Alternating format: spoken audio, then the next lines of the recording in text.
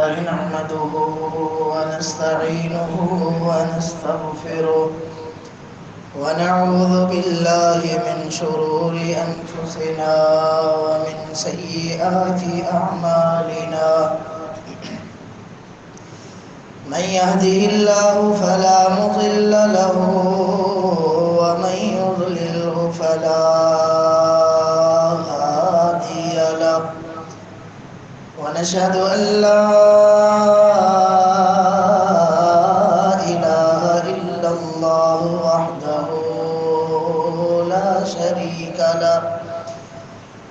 ونشهد أن سيدنا محمدًا عبده ورسوله أرسله الله بالحق بشيرًا ونذيرا وداعيا إلى الله بإذنه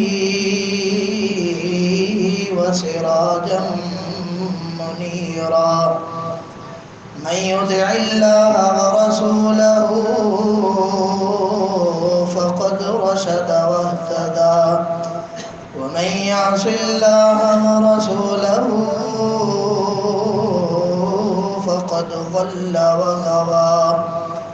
أما بعد فإن خير الحديث كتاب الله وخير الهدي هدي محمد صلى الله عليه وسلم وشر الأمور محدثاتها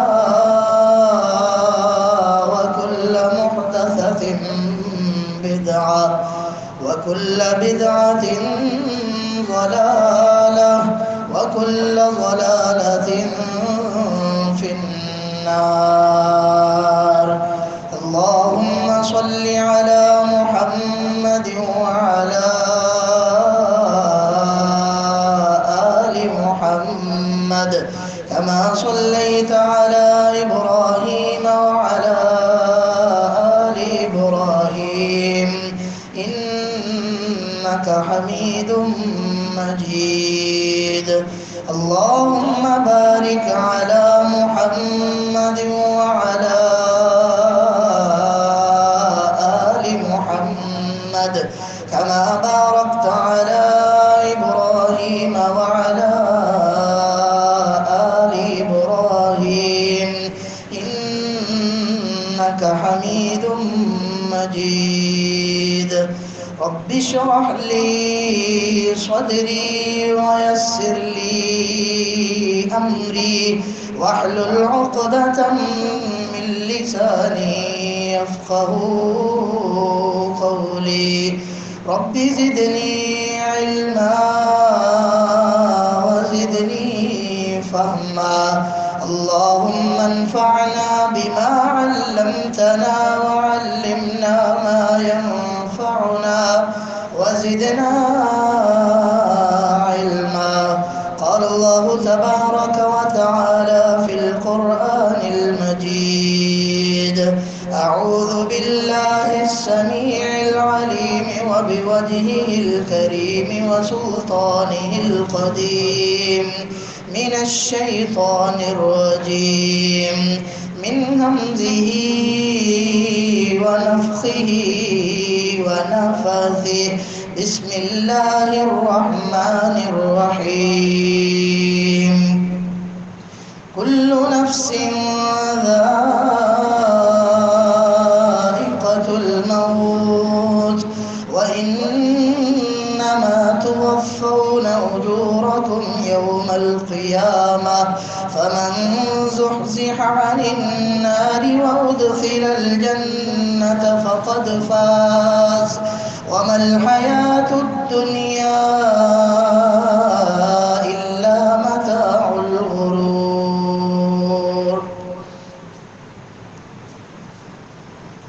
ہر قسم کی حمد و ثنا، تعریفات، تمجیدات، تسبیحات، تکبیرات، بڑائی، کبریائی، شہنشاہی، الوہیت، ربوبیت، وحدانیت اللہ وحدہ لا شریک کی ذات کے لیے ساری کائنات کا خالق، مالک اور رازق ہے.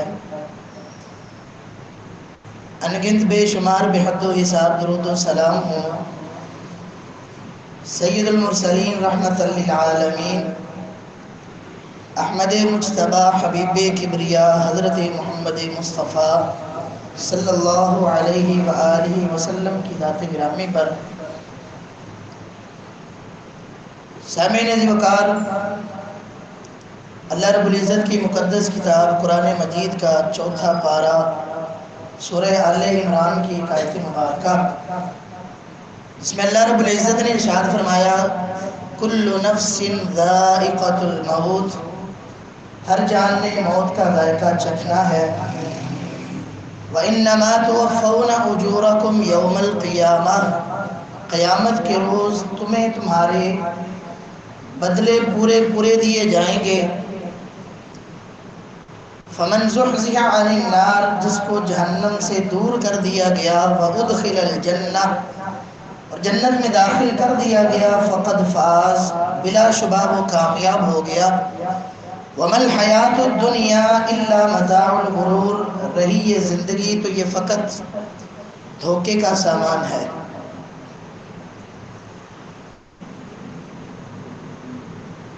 حضرات عزیز وقار، پچھلے جمعے میں یہ بات بیان کی گئی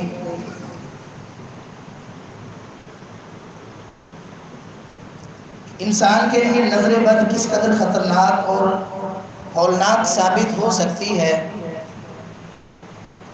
اس کے بارے میں احتیاط اور علاج، اس کے بارے میں پچھلے جمعے میں گفتگو کی گئی۔ چونکہ عیادت اور وفات اسی حوالے سے پچھلے 2-3 جمعے سے ہمارا یہ موضوع چلا ہے، تو ضمناً ایک بات نظر بد کی آئی تھی۔ تو نظر بد لگ جانا برحق ہے، اس لیے احتیاط یہ ہے کہ جب بھی کوئی چیز پیاری لگے، اچھی لگے، تو زبان سے اللہ کا نام نکلنا چاہیے، وہ ماشاء اللہ کی صورت میں ہو جائے، وہ سبحان اللہ کی صورت میں ہو جائے، بسم اللہ کی صورت میں ہو جائے۔ بہترین جو چیز ہے، جو دعا اللہ رب العزت نے ہمیں قرآن مجید میں بھی بتائی، وہ ہے ماشاء اللہ لا قوت الا باللہ۔ ایک احتیاطی تدبیر ہے، کیونکہ بسا اوقات انسان کو نظر جو ہے وہ حسد کی وجہ سے لگتی ہے، اور بسا اوقات تعجب کی وجہ سے کہ ایک چیز خوبصورت لگتی ہے، اور اس کا خوبصورت لگنا ہی اس کے لیے نظر کا باعث بن جاتا ہے۔ اور ایسی نظر عموماً والدین کی بھی اپنی اولاد کو لگ جاتی ہے، میاں بیوی کی ایک دوسرے کو لگ سکتی ہے۔ تو اس لیے ماشاء اللہ لا قوت الا باللہ جب کہہ دیا جائے، وہ کوئی بھی چیز ہو، وہ انسان کی گاڑی ہو، کوئی سواری ہو، کوئی جانور ہو، کوئی بھی چیز ہو، تو اس کو دیکھ کے انسان ماشاء اللہ لا قوت الا باللہ پڑھ لے، تو وہ کافی حد تک وہ نظر بد سے وہ چیز محفوظ ہو جاتی ہے۔ اور اس کے علاوہ جو صبح و شام کے اذکار ہیں، اللہ کے نبی صلی اللہ علیہ وآلہ وسلم ان کے اوپر ہمیشگی کرتے تھے، ہمیں بھی چاہیے۔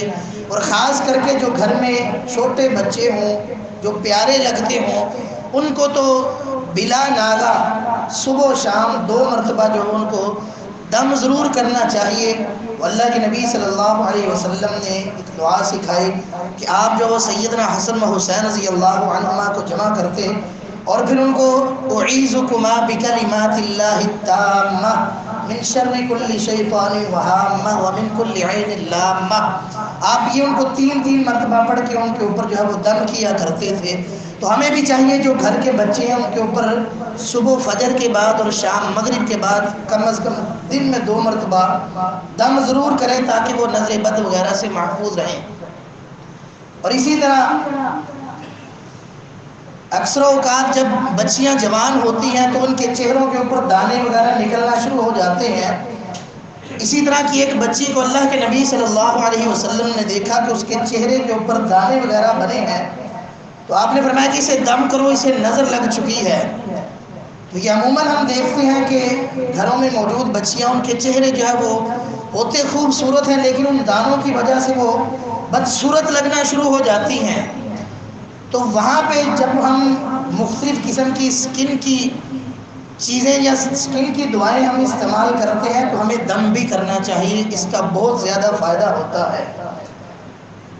اسی طرح جو بچوں کو ایک اور دعا جو بڑی حفاظتی، یعنی کہ جس میں اللہ رب العزت نے بڑی طاقت رکھی ہے، اس دعا کو ایک بطور وظیفہ اگر کر لیا جائے تو انسان بہت سی بیماریوں سے بچ سکتا ہے۔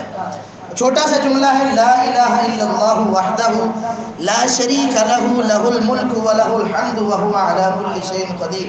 اتنا جملہ ہے، صرف ہر نماز کے بعد بھی کم از کم یہ 3 مرتبہ پڑھا جاتا ہے۔ جو احباب جن کو نماز کے بعد کے اذکار آتے ہیں ان کو تو یہ جملہ یاد ہے۔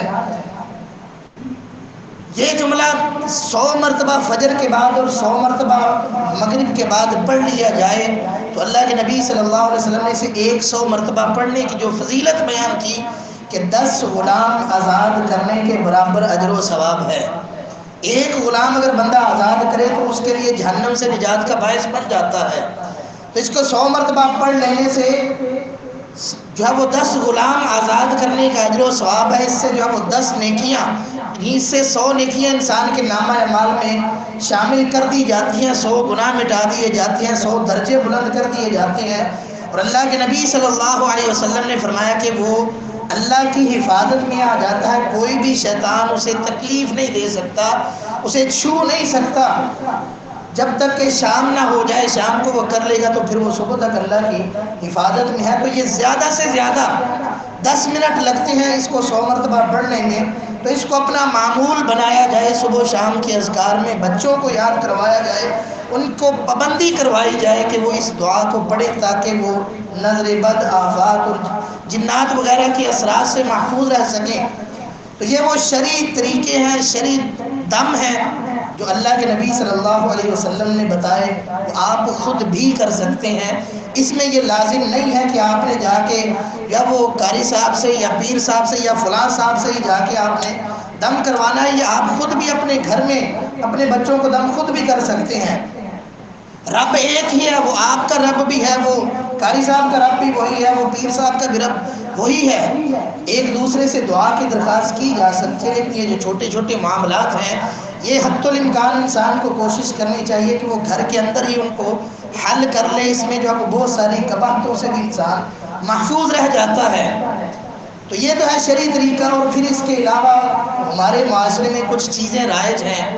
مثال کے طور پہ عمومی طور پہ جو ہے وہ گھروں میں کہا جاتا ہے کہ جو ہے اس کے سر سے جو ہے وہ مرچوں کو، جو مرچ ہوتی ہے اس کو وار کے پھر اس کو جلا دیا جائے تو نظر بد ختم ہو جاتی ہے، یا کوئی 1000 قسم کے جو ہے وہ ٹوٹ کے بتاتا ہے، تو در حقیقت وہ ٹولے ہوتے ہیں، وہ کوئی علاج نہیں ہوتا، وہ ایک وہم ہوتا ہے جو بندہ اس کے ساتھ جو ہے مطمئن ہو جاتا ہے۔ حالانکہ یہ شیطان کی طرف سے ایک وہم ہوتا ہے۔ تو یہی جو عقیدہ یا یہی جو سوچ لوگ اس عمل کو کرتے ہوئے اپنا لیتے ہیں، وہی سوچ اللہ کے بارے میں انسان کی مضبوط کیوں نہیں ہوتی؟ اللہ رب العزت نیتوں کو دیکھتا ہے، اللہ رب العزت بندے کے اپنے اوپر یقین کو دیکھتا ہے کہ بندے کا دعا مانگتے ہوئے اللہ پہ یقین کتنا تھا۔ اور یہی وہ فارمولہ ہے، یہی وہ راز ہے کہ جو معاشرے کے چند لوگ پا لیتے ہیں، پھر وہ ہر قسم کی پریشانی سے محفوظ ہو جاتے ہیں۔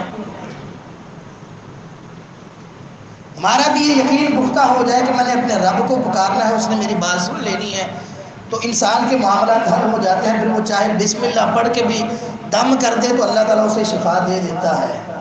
بات ساری یقین اور اتقان کی ہے، انسان کے عقیدے کی مضبوطی کی ہے۔ تو اس لیے ہمیشہ وہی عمل کیا جائے جو اللہ رب العزت نے جس کی اجازت دی ہو، جو اللہ کے نبی صلی اللہ علیہ وسلم نے جس کی اجازت دی ہو، اور جو عمل شریعت کے خلاف نہ ہو۔ عام طور پہ جو وہ صدقے کا بھی کہا جاتا ہے، بلا شبہ صدقہ بڑا عظیم عمل ہے، لیکن یہ جو اس طرح کا صدقہ کہا جاتا ہے کہ کالے رنگ کے بکرے کی سری وغیرہ مار کے یا اتنا جو وہ گوشت اس کے اوپر سے مار کے، تو یہ صدقہ نہیں ہوتا، یہ صدقہ نہیں ہے، یہ بھتہ ہے شیطانوں کو خوش کرنے کے لیے۔ کیا مقصد ہے جو ہے وہ جا کے قبرستان میں پھینکنے کا یا کوڑے والی جگہ کے اوپر پھینکنے کا یا نہروں میں پھینکنے کا؟ مقصد کیا ہے؟ کوئی مقصد نہیں ہے اس کا۔ صدقہ وہی ہے کہ جو کسی انسان کی ضرورت کو پورا کرے، کسی کے لیے لباس کا انتظام کر دیا جائے، کسی کے لیے راشن کا انتظام کر دیا جائے، کسی کے لیے جو اچھا کھانا اس کو کھلا دیا جائے، کسی کو جب وہ کوئی میڈیکلی ضرورت اس کی پوری کر دی جائے، کسی کو جب اسٹیبل ہونے میں اس کی مدد کر دی جائے، غرض کہ وہ رقم جو دوسرے انسان کے کسی بھی طریقے سے کام آ سکتی ہے، جائز امور میں جو مفید ہو سکتی ہے، وہی صدقہ ہے۔ باقی یہ جو سارے ٹونے شونے ہیں، یہ اللہ کو نہیں بلکہ شیطان کو راضی کرنے کے لیے کیے جاتے ہیں۔ اللہ رب العزت نے قرآن مجید میں فرمایا کہ کل نفس ذائقۃ الموت، ہر جان نے موت کا ذائقہ چکھنا ہے، اور ہر ایک کا وقت مقررہ ہے۔ جب ایک وقت مقررہ آ جاتا ہے پھر اسے کوئی بھی نہ آگے کر سکتا ہے نہ پیچھے کر سکتا ہے۔ تو اللہ کے نبی صلی اللہ علیہ وسلم نے فرمایا کہ مسلمان کے جو دوسرے مسلمان پہ 6 حقوق ہیں، ان میں سے ایک حق یہ بھی ہے کہ وَيَتَّبِعُ جَنَازَتَهُ إِذَا مَاتَ، جب اس کا مسلمان بھائی وفات پا جائے تو اس کے جنازے میں شامل ہو۔ اب یہاں پہ ہمارے ہاں ایک آدمی جب فوت ہوتا ہے یا قریب المرگ ہوتا ہے تو بہت ساری باتیں ایسی جو وہ کی جاتی ہیں، یا بہت سارے عمل ایسے کی جاتے ہیں جو سراسر تکلفات کے اوپر مبنی ہوتے ہیں یا لغو ہوتے ہیں۔ اسلام کا جو معاملہ ہے ہمارے سامنے بڑا واضح اور بڑا روشن ہے۔ اس نے انسان کو، مسلمانوں کو کسی قسم کی مشکل میں نہیں ڈالا۔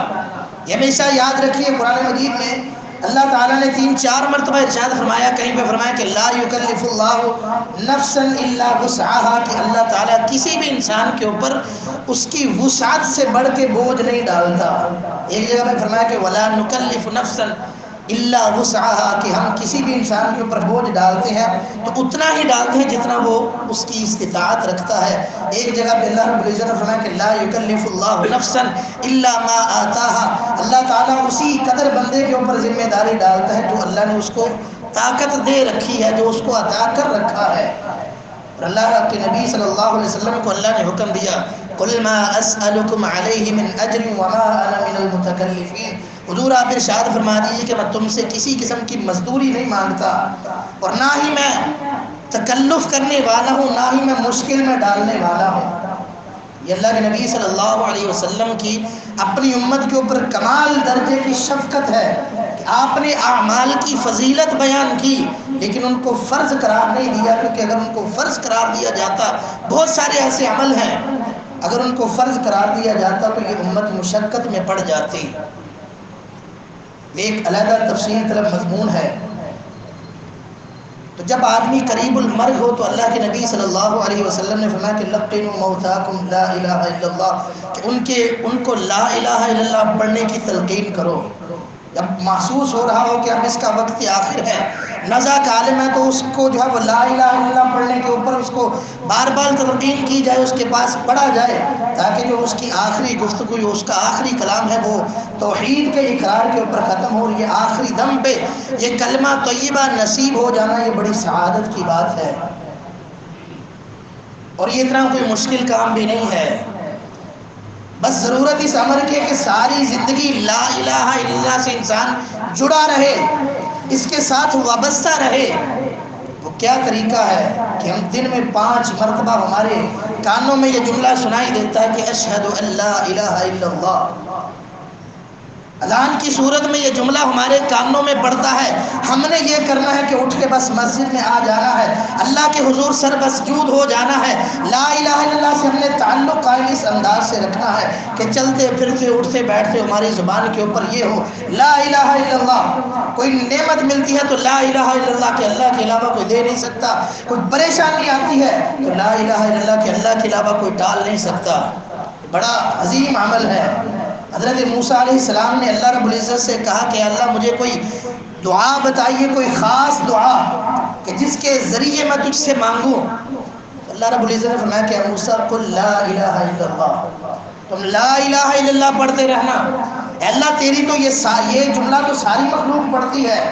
اللہ رب العزت نے فرمایا کہ اے موسیٰ علیہ السلام اگر 7 زمینیں 7 آسمان جو کچھ بھی ان کے درمیان ہے ایک پلڑے میں ڈال دیا جائے، دوسرے پلڑے میں فقط لا الہ الا اللہ رکھ دیا جائے تو یہ جملہ غالب آ جائے گا۔ یہ ساری کائنات سے بڑھ کے وزنی یہ جملہ ہے، اس کو معمولی مت سمجھیے۔ اس لیے اللہ کے نبی صلی اللہ علیہ وسلم نے فرمایا کہ لقنوا موتاکم لا الہ الا اللہ، اپنے فوت شدگان جو قریب المرگ ہوں ان کو لا الہ الا اللہ کی تلقین کرو۔ اور اللہ کے نبی صلی اللہ علیہ وسلم نے فرمایا کہ من کان آخر کلامہ لا الہ الا اللہ دخل الجنہ، جس بندے کی آخری گفتگو آخری کلام لا الہ الا اللہ ہوا تو وہ جنت میں داخل ہو جائے گا۔ انسان کی روح پرواز ہو جاتی ہے، کرنے کا کام کیا ہے؟ اللہ کے نبی صلی اللہ علیہ وسلم کو خبر ملی کہ ان کے صحابی سیدنا ابو سلمہ رضی اللہ تعالی عنہ وہ قریب المرگ ہیں، حضور پاس گئے، ان کی روح پرواز کر گئی تو اللہ کے نبی صلی اللہ علیہ وسلم نے ان کی آنکھیں بند کی اور ساتھ میں کہا کہ اللہم اغفر لہ وارحمہ۔ یہ سمجھ لیجئے کہ آنکھیں بند کرنے کی یہ اس کو دعا کہہ لیں، یا پھر اس وقت کسی کی خبر ملتے ہوئے جو سب سے پہلے جملہ ہم نے کہنا ہے وہ کیا کہنا ہے کہ اللہم اغفر لہ وارحمہ، اے اللہ اسے معاف کر دے، اس کے اوپر رحمت فرما۔ اتنے جملے بھی اگر ہمیں یاد ہو جائیں تو یہ ہمارے لیے ایک بہت بڑی نعمت ہے۔ اس سے آگے بھی ہمیں جستجو کرنی چاہیے، اللہم اغفر لہ وارحمہ، اے اللہ اسے بخش دے، اس پر رحمت فرما، وارفع درجتہ فی المہدیین، اس کے جو ہدایت یافتہ بندے ہیں ان کے اندر اس کو شامل کر کے اس کے درجے کو بلند کر دے،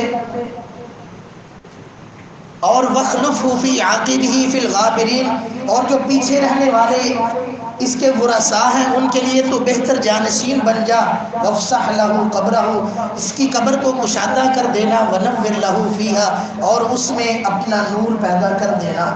یہ دعا اللہ کے نبی صلی اللہ علیہ وسلم نے پڑھی جب آپ نے سیدنا ابو سلمہ رضی اللہ تعالیٰ عنہ کی آنکھیں بند کی، جب ان کی روح پرواز کر چکی تھی، اور اس کے بعد جب کسی کی وفات کی خبر ملے تو ایک جملہ ہے انا للہ و انا الیہ راجعون، اس کا مطلب یہ ہے کہ بے شک ہم اللہ کے لیے ہیں اور بے شک ہم اسی کی جانب لوٹ کے جانے والے ہیں۔ یعنی جو جانے والا چلا گیا یہ تو چلا گیا، ہم بھی یہاں پہ باقی رہنے والے نہیں ہیں، ہم نے بھی جانا ہے۔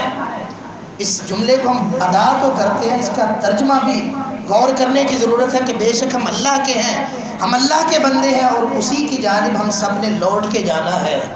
اور اللہ رب العزت نے قرآن مجید میں بار بار اپنے بندوں کو خبردار کیا کہ وَإِلَيْنَا الْمَصِيرُ، ہماری جانب تمہیں لوٹ کے آنا ہے، ثُمَّ إِلَىٰ رَبِّكُمْ تُرْجَعُونَ، پھر تم اپنے رب کی جانب لوٹائے جاؤ گے۔ إِلَيْنَا مَرْجِعُهُمْ، ہماری طرف ہی سب نے لوٹ کے آنا ہے۔ اس جملے میں بھی ہم یہ اقرار کرتے ہیں کہ اللہ ہم تیرے ہیں اور تیری جانب ہم لوٹ کے جانے والے ہیں۔ اور اس کے بعد انسان جب تک مریض فوت شدہ شخص کے پاس ہو، میت کے پاس ہو، جنازہ بھی اٹھا نہیں ہے، تو یہ جو وقت ہے یہ بڑا وقت اہم ہے۔ انسان کی آنکھوں سے آنسو آ جانا یہ کوئی معیوب بات نہیں ہے، بری بات نہیں ہے۔ آنسو یہ اللہ کی رحمت ہے اور رو لینا چاہیے، اس میں کوئی حرج نہیں ہے، لیکن جن چیزوں سے منع کیا گیا وہ نوحہ ہے۔ وہ نوحہ کیا ہے کہ انسان جو ہے وہ وہاں پہ ایسی ایسی باتیں کہنا شروع کر دے جو مزید لوگوں کو غمگین کرنے کا باعث بنے۔ عام طور پہ یہ جملے کہے جاتے ہیں جوان موتوں کے اوپر، ابھی تو اس کا وقت نہیں تھا، یہ تو ہماری باری تھی، ہم نے جانا تھا، یہ کیسے چلا گیا۔ اور یہ اللہ رب العزت کی تقسیم کے اوپر انگلی اٹھانے کے مترادف یہ جملہ ہے۔ خواتین لا علمی میں بہت ساری باتیں کر دیتی ہیں، ان کو اللہ سے ڈرنا چاہیے۔ یہ جہالت والے امور ان کو کہا گیا۔ اللہ کے نبی صلی اللہ علیہ وسلم نے فرمایا کہ 4 امور میری امت میں زمانہ جاہلیت والے رہیں گے۔ وہ کیا ہے؟ فرمایا کہ نوحہ کرنا، اپنے حسب و نسب کے اوپر فخر کرنا، دوسروں کے حسب و نسب کے اوپر جو ہے وہ تان زنی کرنا، اپنی ذات برادری کو بڑا سمجھنا، دوسروں کو حقیر سمجھنا، اور اسی طرح میت کے اوپر نوحے کرنا، اپنے گریبان وغیرہ پھاڑنا، اور زمانہ جاہلیت والے دعائیں مانگنا یا بد دعائیں کرنا۔ اللہ کے نبی صلی اللہ علیہ وسلم نے فرمایا کہ لیس منا من ضرب الخدود وشق الجیوب ودعا بدعوى الجاہلیہ، جس بندے نے اپنا گریبان پھاڑا، اپنے رخسار کو پیٹا اور زمانہ جاہلیت والے بول بولے، اس کا ہم سے کوئی تعلق نہیں ہے۔ اور یہی تو معاملہ ہے صبر کرنے کا۔ اللہ کے نبی صلی اللہ علیہ وسلم نے فرمایا کہ انما الصبر عند الصدمۃ الاولى، صبر کا تعلق ہی پہلے صدمے کے ساتھ ہے۔ جب انسان کو صدمہ پہنچتا ہے اس وقت صبر کرنا یہ عزیمت اور استقامت کا کام ہے۔ انسان جب وہ اچھی طرح رو بھی لے، گلے شکوے بھی لوگوں کو سنا دے اور سارا کچھ کرنے کے بعد کہے کہ میرا صبر ہے، یہ والا صبر نہیں ہوتا۔ صبر یہی ہے کہ انسان اللہ کی رضا پہ راضی رہنے کی کوشش کرے۔ آنسو آتے ہیں ان کو آنے دے۔ اللہ کے نبی صلی اللہ علیہ وسلم کے لخت جگر سیدنا ابراہیم اللہ کو پیارے ہوئے تو اللہ کے نبی صلی اللہ علیہ وسلم کی آنکھوں سے آنسو نکلے۔ صحابہ نے کہا حضور آپ ہمیں صبر کی تلقین کرتے ہیں اور آپ کی آنکھوں میں آنسو۔ آپ نے فرمایا کہ یہ آنسو اللہ کی رحمت ہے، جو چیز منع ہے وہ جزا فضا ہے، وہ جزا فضا ہے۔ اپنے گریبان کو پھاڑنا، اپنے سر کے بال وغیرہ نوچنا، یا پھر اونچی اونچی آواز میں جب رو کے لوگوں کو پریشان کرنا یا لوگوں کے سامنے دکھاوے کی کوشش کرنا، یہ والے امور منع ہیں۔ یہ وہ وقت ہے کہ جب میت کو بہت زیادہ ضرورت ہوتی ہے دعاؤں کی، اور ان اوقات میں جو بد دعائیں وغیرہ کی جاتی ہیں یا پھر اس طرح کی باتیں کی جاتی ہیں کہ ہمیں کیوں موت نہ آئی ہے وغیرہ وغیرہ، یہ اس وقت کہے گئے جملے اللہ کے ہاں یہ بڑے کاؤنٹ ہوتے ہیں۔ اللہ کے نبی صلی اللہ علیہ وسلم نے خبردار کیا کہ فرشتے تمہاری باتوں کے اوپر آمین کہتے ہیں کہ جو تم اس عالم میں کہتے ہو جو میت کے پاس ہوتے ہیں۔ تو اس لیے یہ معاملہ احتیاط والا ہے۔ اور ہم نے دیکھا معاشرے میں کہ یہاں پہ دو صورتحال ہوتی ہیں۔ میت کے پاس عمومی طور پہ خواتین ہوتی ہیں اور مرد حضرات جو ہے وہ علیحدہ ہوتے ہیں۔ اندر جو ہے وہ گریہ زاری جزا فضا چل رہی ہوتی ہے، باہر جو ہے وہ گپیں ہانکی جا رہی ہوتی ہیں، آپس میں جو ہے وہ گفتگو کی جا رہی ہوتی ہے، ایک دوسرے کے کاروباری احوال جو ہے وہ بیان کیے جا رہے ہوتے ہیں، پوچھے جا رہے ہوتے ہیں، سیاسی موضوعات کو جو ہے وہ وہاں پہ لب کشائی کا عنوان بنایا جاتا ہے، سیاست کے اوپر گفتگو کی جاتی ہے۔ حالانکہ یہ وقت ہے اس میت کے لیے دعائیں کرنے کا کہ جس کے جنازے میں آپ شریک ہونے کے خواہش مند ہیں، جس کے لیے آپ دعائیں مغفرت کرنے کے لیے آئے ہیں، تو مسلسل لبوں کے اوپر یہ الفاظ، کم از کم اتنے الفاظ ہونے چاہیے کہ اللہم اغفر لہ ورحمہ، اے اللہ اسے بخش دے، اس کے اوپر رحمت فرما، ورفع درجاتہ فی المہدیین۔ آگے معاملہ آ جاتا ہے غسل کا۔ غسل کے معاملے میں اکثر جب وہ ہمیں فون بھی آتے ہیں، لوگ تلاش کرتے ہیں کہ کوئی بندہ ملے جو غسل دینے والا ہو۔ عزیز آپ کا ہے لیکن آپ کسی اور سے غسل دلوانا چاہتے ہیں، یہ بات معیوب ہے، ہمیں اچھی نہیں لگتی۔ ہر بندے کو اتنا علم بھی ہونا چاہیے، اور یہ کوئی مشکل کام بھی نہیں ہے کہ جس طرح ہم خود غسل کرتے ہیں اسی طریقے کے مطابق میت کو غسل دینا۔ یہاں پہ کوئی ایسا کام نہیں ہے کہ جو ہم کہہ سکیں بھی ہر بندے کو نہیں آتا۔ آپ ذرا تصور کیجئے، ایک والد جو ہے وہ اپنی اولاد کو اکثر غسل دے دیتا ہے، نہلا دیتا ہے، بچہ جو وہ چھوٹا ہو تو والد بھی اس کو نہلا دیتے ہیں، تو یہی معاملہ جب اولاد کو کرنا پڑ جائے تو اسے پریشانی کیوں ہوتی ہے؟ اور پھر اس چیز کو لوگوں نے پیشے کا ذریعہ بنا لیا، اچھی خاصی کمائی کا جو وہ سبب بنا لیا۔ وجہ کیا ہے کہ ہم لا علم ہے یا ہمارے پاس وقت نہیں، یا ہمیں کراہت آتی ہے، یا پھر کوئی اور سبب ہے۔ حالانکہ اگر اتنی ہی بات ہے تو جو باپ کا مال و دولت ہے وہ بھی پھر اسی طرح سے اس سے بھی دور بھاگنا چاہیے، جس طرح آپ اس کے وجود کے قریب نہیں آنا چاہتے، اپنے ہاتھوں سے اسے جو ہے وہ نہلانا نہیں چاہتے، اس کے اپنے ہاتھوں سے جو وہ اپنے ہاتھوں کو ان کا لمس جو ہے وہ نہیں محسوس ہونے دینا چاہتے۔ اس معاملے میں ہمیں ہوش کے ناخن لینے چاہیے۔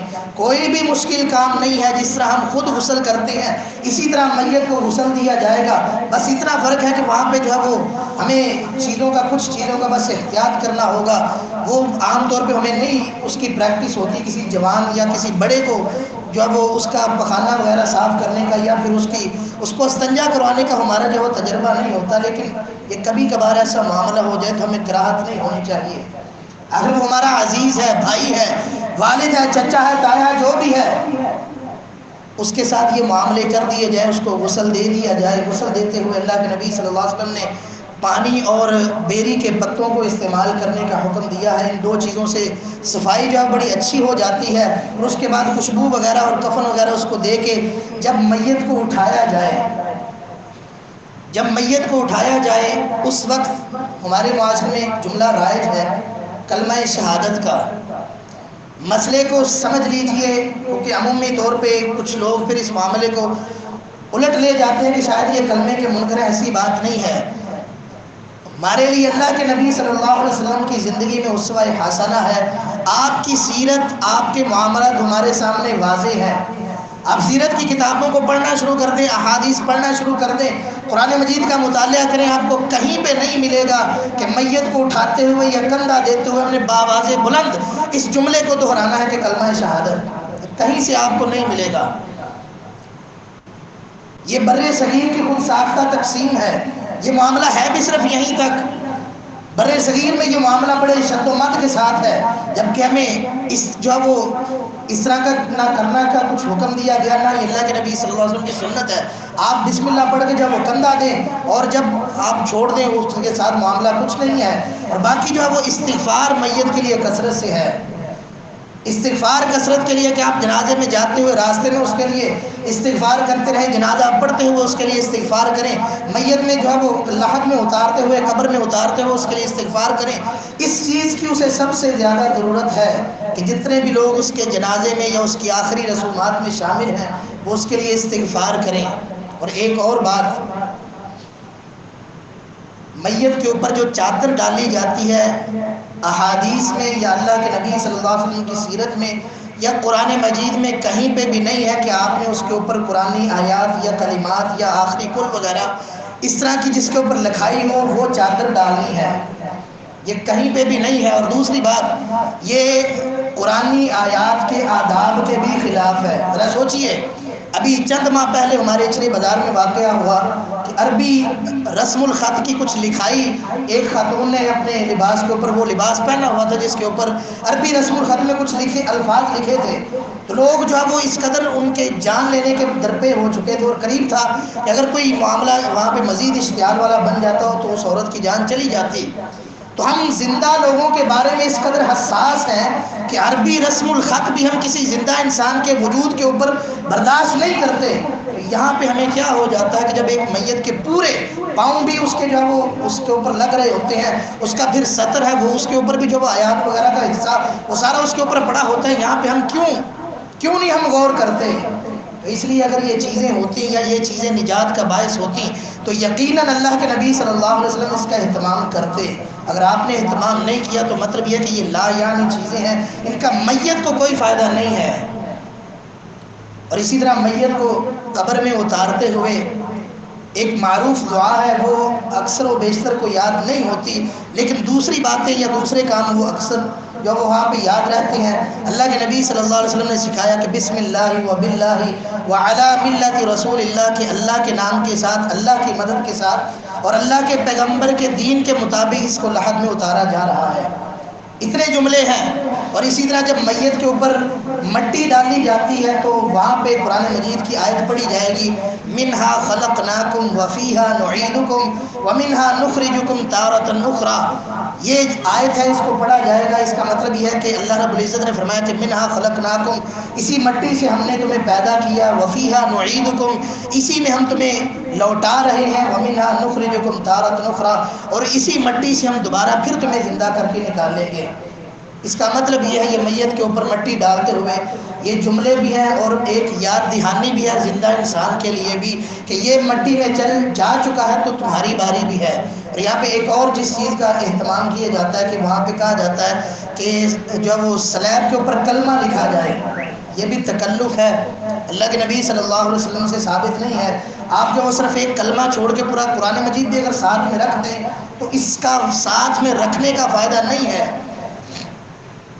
میت کی جو وہاں پہ معاملات ہیں وہ زندگی بالکل اور ہے، اس کے لیے یہ سلیب میں کوئی معنی نہیں رکھتی. اس کا جہان بالکل تبدیل ہو چکا ہے. اب وہاں پہ اس کے لیے روشنائی یا اس کے لیے کلمہ وہی ہے کہ جس کا اقرار اس نے اپنی زندگی میں کیا تھا، اسی کلمے نے اسے نجات دینی ہے، اسی کلمے نے فائدہ دینا ہے. آپ چاہے جو پورا قرآن مجید رکھ دیں، اب اس کو کوئی فائدہ نہیں ہونے والا، نہ ہی وہ اس کو پڑھ سکے گا. وہ جو کلمہ لکھا جاتا ہے اندھیرا ہو جاتا ہے، پڑھا کیسے جائے؟ پھر تو ساتھ میں کوئی لالٹین وغیرہ بھی رکھنی چاہیے.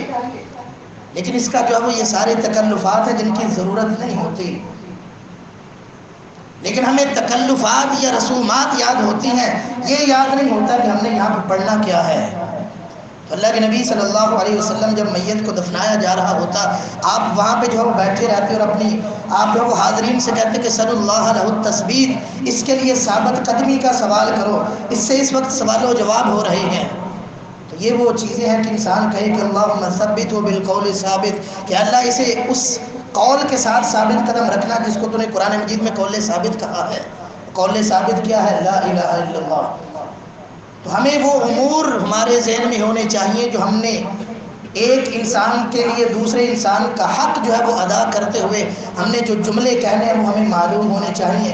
پھر خاص کر کے جنازے کا جب وقت ہوتا ہے تو ہمیں ایک معاملہ یہ بھی ہے کہ فقط چہرہ دکھانے کے لیے یا پھر سب کچھ امام کے اوپر چھوڑ کے ہم جو ہے وہ وہاں پہ کھڑے ہوتے ہیں۔